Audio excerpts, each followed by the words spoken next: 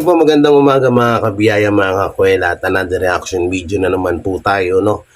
Tungkol about poverty porn na tinutukoy dito sa video na to. So, papanoorin natin at pakinggan at panoorin nyo kung ano ba yung tama at mali ba dito sa sinabi nitong vlogger na to, no? So, yung bago lahat, huwag kalimutan na mag-like, share, comment, and subscribe sa aking YouTube channel at sa aking Facebook page. Siyempre, at mega love shoutout sa mga sponsors ko. May Mami Melba Burns, Mami Rena Bahera, at sa lahat na nag-sponsor kay J. Guevara.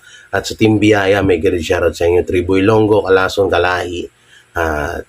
Yan, kung sino pa man yung hindi ko na siya shoutout sa inyo lahat. So, hindi natin ito patagalin. Panoorin na agad natin, no? So, ito po ang video.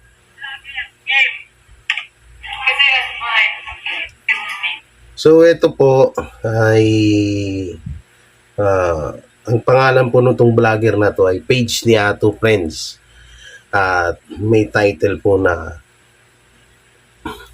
Hayop na prank yan, amoy big bike sa katapusan. So, dito po kasi itong nire-reactionan niya is si Idol Motovlog, no? Okay, Idol Motovlog. So, search natin kung tama ba. Idol Motovlog. Oh. Siya nga, si Idol Motovlog. Ito yung ano. So, bali, nagprank po ito ng mga trabahador sa kanila. So, medyo may pangit niyang ginawa, no? May pangit na ano dun sa video na yon. So, pakinggan natin yung sasabihin dito ni Ato. Okay? Play na natin. Ng motovlogger game. Kasi yan, nandito yung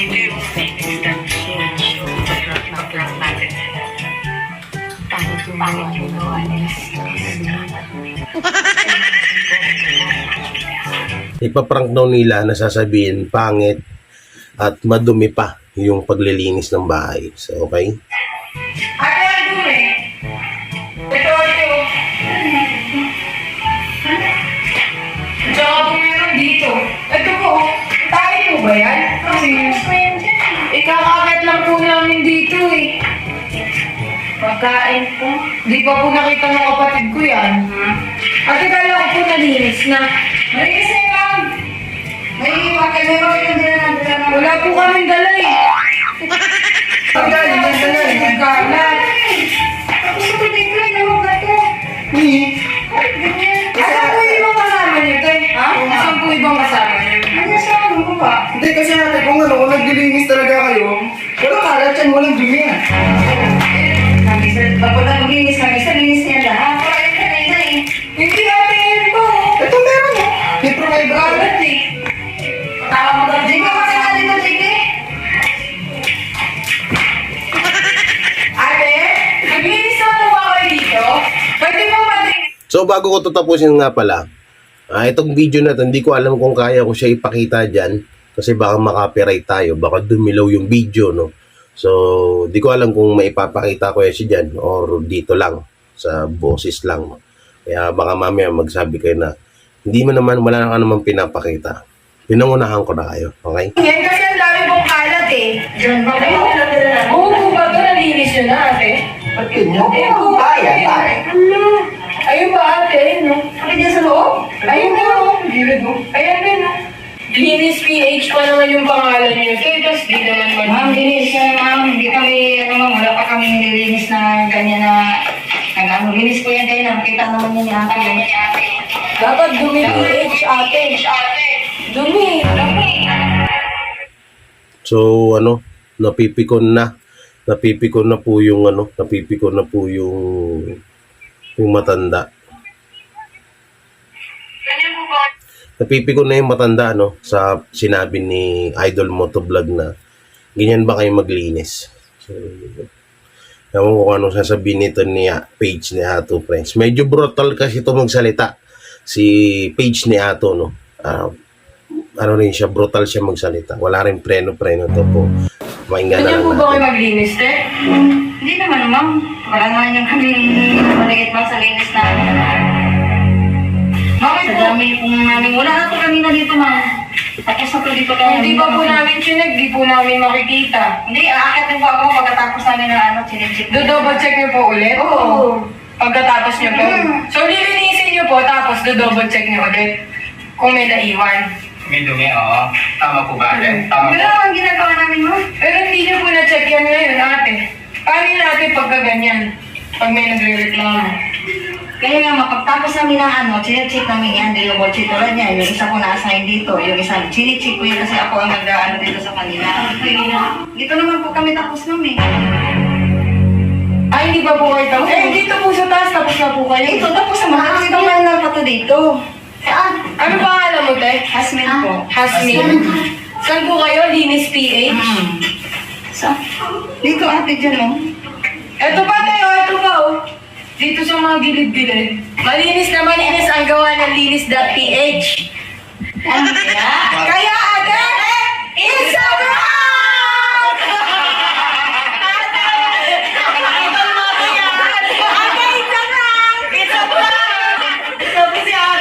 Wala, lumayas yung matanda. Umalis. Umalis yung matanda. Sorry na ate! Ako nagkalat niyan ate! Ako naman ate! Diba ang pangis pa ba? Sorry ate! Hindi nanonood si ate ng video mo. Buti na lang di ako kilala ni ate! Buti na lang talaga.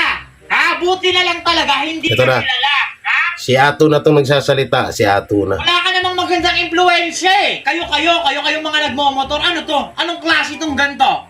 Level to poverty porn? Level to poverty porn? Minatamata mo eh. Di ba? Tinarantado mo yung marangal na trabaho ng tao. Ginago-gago mo on cam. Pagkakakitaan mo. Uploaded eh. Di ba naka-public? Uploaded sa FB. Di ba? Kinontent mo yung trabaho ng tao. Di ba? Tinanga-tanga mo. Pinagmukha mong palpak yung trabaho. Pinagmukha mong palpak yung trabaho. Tapos, sa dulo, it's a prank? Ano, pag sinabing it's a prank, okay na? Okay na yon lahat ng sinabi mo before. Lahat ng sinabi mo, may invalidate na. Kasi nga, it's a prank. Ano ba to? Anong trip to? Nung una, namamakyaw lang kayo ng mga paninda sa daan Diba, nung una, diba, naghahanap kayo ng kababayan natin sa daan na mukhang kawawa, tapos papakyawin yung paninda, iko-content nyo, tubo kayo, triple. Diba ganun yung unang trip nyo? Ano to? Panibagong trip to? Mas mabahong trip to Mas mabahong trip tong ganto. Diba?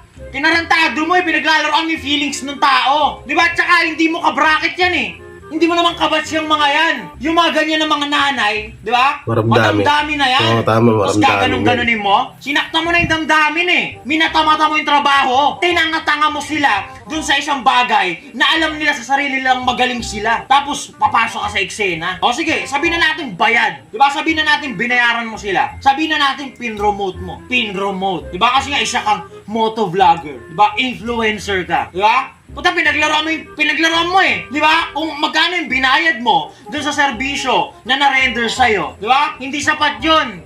Ginawa mong katawa-tawa dito sa internet di ba? Idol mo to ang puta. Nung mga una, okay na di ba?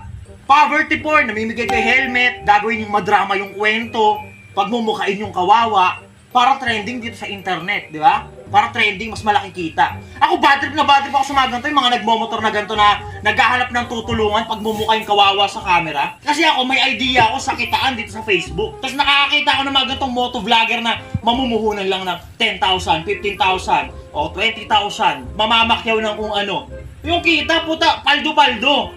Triple ang balik. Di ba? Ang sa akin lang naman, itong mga motovlogger na to, kung ganyan na pinapakinabangan nyo yung kahirapan nung kababayan natin, puta, laki-lakihan nyo yung bigay. Di ba? Kasi tutubo kayo ng malaki. Laki-lakihan nyo na yung bigay. Ang mga famous sa sarili. Di ba? Kasi nagmo-mall show Mga famous sa sarili. Di ba? Si idol mo to yan. Sino ka? Pakininanay sa'yo. Di ka kilala Di ba? Pagtripan mo yung mga nanonood sa'yo siguro. Yung nakakaintindi sa ginagawa mo. Pero yung ganyan, walang kamali-mali, i-content mo. Pagkakapera mo. Anong klase ka? Di ba? Isip pa kayo ng ibang way para sumikat. Maraming way. Hindi yung ganyan. Di ba? Yung kahirapan ng kababayan natin. Pagkakitaan nyo, pagkakaperahan nyo. Di ba? Okay, tumutulong. Sige, sabihin na natin, tumutulong. Kasi hindi tulong Kasi yung kukubrahin nyo after ma-upload ng video yung ginawa nyo, paldo-paldo Nililimusan nyo, hindi nyo tinulungan. Nililimusan. Ha? Binigyan nyo ng limos. Kayo yung tinulungan ng kababayan natin mahirap. Kasi content nyo eh. Binigyan kayo ng content, ha? Tubo kayo ng paldo-baldo. Tingnan na ito mga motovlogger na. Kala nyo natutuwa kami sa inyo? Ha? It's a prank! Idol Moto, it's a prank, ha? Panapan ako ng mga motovlogger. It's a prank lang, huwag na kayong magalit, ha? Panapan ako ng mga motovlogger talaga. Ayan, kayo. Idol ko talaga kayo. It's a prank lang yun, sinabi ko. Huwag na kayong magalit. Anong pakiramdam? Ha? Tama nga naman, ano pakiramdam ng pinrank? Hindi ginawa mo eh. Ganun yung ginawa mo. It's a prank din. It's a prank din yun. Mga sinabi ko, wala yun. It's a prank din. It's a prank din. It's a prank din. It's a prank din. Ha? It's a prank din. It's a prank yan. So yun, no. Narinig natin doon yung unang-una namumuha na ng 10,000, 20,000, 30,000 pamamakyaw. So meron talagang ganun ng mga vlogger na namumuhunan. Pero triple ang balik sa kanila. Totoo naman po yung wala, may nangyayari ganun. Pero yung tungkol naman doon sa kasi sinabi niya rito, mga moto vlog or mga, kasama na yan, yung mga charity vlogger, hindi lahat, no? Hindi lahat. Kaya itong ang pinakamahirap dyan nadadama yung mga charity vlogger or mga vlogger na hindi naman talaga gumagawa ng ganun. May mga charity vlogger na kung ano talaga yung binibigay nila na kung ano talagang kinikita nila doon sa video, yun din yung tinutulong nila doon sa binibidyoan nila. Meron hong ganun. At meron din namang mga charity vlogger na talagang paldo-paldo o mas triple or quadruple pa yung kita kaysa dun sa binibigay. Totoo po yan. Hindi tayo magano dito. At doon naman sa ginawang pagpaprank ni Idol Moto Vlog, ang nakikita ko lang naman doon is maraming pwedeng way sa pagpaprank, no? Pero wag ganun. Ang pangit nung kasi una masasaktan mo yung damdamin nung nanay. Kasi matanda na yun. Sinabi nga tama nga sinabi ni Ato na hindi mo kalibil yan. Una-una, mga nanay na yan, maramdamin yan. Siguro sa mga nakakakilala sa'yo or fans mo, is pwede mong iprank kasi alam na nilang ganyan ka, pero si nanay, hindi niya kasi kayo kilala. Kaya yun yung pinupunto rito. So, doon naman sa sinasabi ni Ato na is poverty porn, nandun talaga na yung point of poverty porn, pero ulit-ulitin ko, hindi lahat ng charity vlogger is ganun. May mga charity vlogger talaga na halos ilaan na para sa tinutulungan nila yung lahat ng kita nila sa social media o sa YouTube, Facebook, ganun. At may mga charity vlogger din naman na halos mas doble-doble yung kita kapag nagcha-charity. May ganun ho talaga na mas lamang yung kabig kaysa sa bigay. Totoo naman yun. So dito sa social media kasi palawak na ng palawak, parami na ng parami yung gumagawa ng mga content na kakaiba na. Katulad ng mga prank, lalo-lalo na yung mga prank na yan, hindi na nila alam na mas nakakasakit na sila. Katulad lang nung mga nakaraan, siguro hanggang ngayon meron pa rin gumagawa. Yung katulad nung mga nakaraan na prank, katulad nung sa mga driver, mga Grab, mga rider na nagbubuk, no? Pero iba yung binibigay na address lahat, tas hindi sinisipot, hindi binabayaran yung mga pinamimili or binibili or in-order nila. Ayun, napakapangit ho yun na prank. At may mga prank naman na sobrang sakit na sa damdamin. So, sasabihin ng mga basher, kaya nga prank No, hindi ho ganun. Maraming way. Baka gaya ni Kong TV, nagpa-prank din si Kong TV, pero quality at talagang maganda yung kinakalabasan. No? At dito naman sa mga nang-prank na to, at sa mga tutulong, kung tumulong kayo, huwag na kayong manakit ng damdamin. Tuloy, yan, hindi natin maiwasan. May ibang mga charity vlogger, katulad ko, katulad na iba na matino naman, nadadamay. So, sasabihin na naman ng mga basher dyan, ba't ka madadamay kung malinis naman konsensya mo? Hindi yung ganun Kasi ngayon, Kapag may issue sa ganyan, lahat na yan damay-damay na. Ganun na ho dito yan sa Pilipinas. So, hindi ko rin naman sinasabi lahat ng motovlog ganito. Katulad ni Idol Moto na, yun nga, alam naman natin ang kitaan sa social media, halos triple. Kung mamumuhunan ka ng 10,000 at in-upload mo sa Facebook page at nag-viral ito, sobrang ano po talaga yan. Sobrang laking kita yan. Kasi uso ngayon, ang ginagawa ng mga ibang vlogger ay binubusting yung kanilang mga video para kumalat ng kumalat kung kani-kanino at doon masisimulan yung viral at pag-trending ng video. At kung maganda naman talaga yung video, kapag nag-viral po yun, grabe po kita ngayon. Alam naman natin yan. No? Kaya kung ako sa inyo, sa mga nag-charity, siguro ilamang nyo pa rin yung pagbibigay nyo sa tinutulungan nyo kaysa sa pang sarili nyo. Ang pangit nung kayo yung vlogger pero kayo yung talaga